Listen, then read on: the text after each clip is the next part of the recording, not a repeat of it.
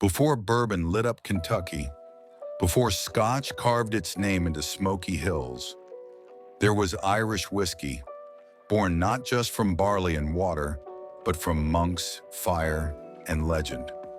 It all began over 1,000 years ago. Irish monks returning from their travels through the Middle East brought home an ancient secret: distillation. Not for drinking, at first. They used it to craft perfumes and medicine. But over time, they tried something different. They used it on grain.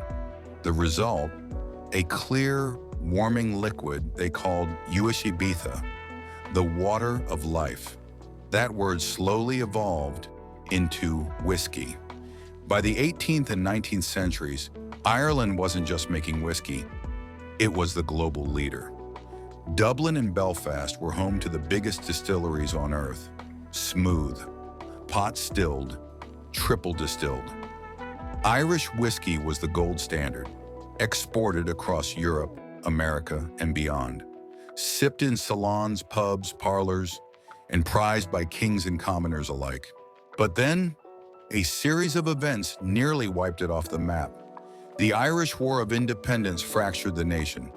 The Civil War followed, further crippling production. Then came Prohibition in the United States, Ireland's biggest whiskey market.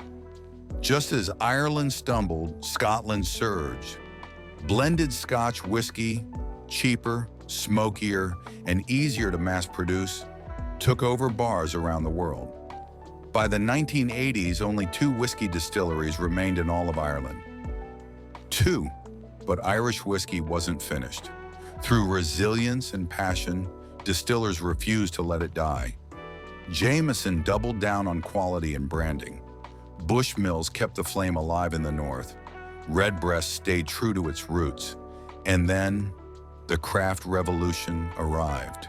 New distilleries like Teeling, Dingle, The Shed, and others began reclaiming the tradition, blending innovation with heritage, telling new stories aged in oak. Irish whiskey today is more than a comeback story. It's a renaissance. The smoothness? Thanks to triple distillation. The complexity? Born of pure Irish grain, copper pot stills, and centuries of pride. Each bottle? A history lesson sealed in cork. So the next time you pour an Irish whiskey, neat over ice, or in a cocktail, remember, you're not just tasting a spirit, you're sipping the soul of Ireland. Refined by monks, tested by time, revived by passion, Slánta.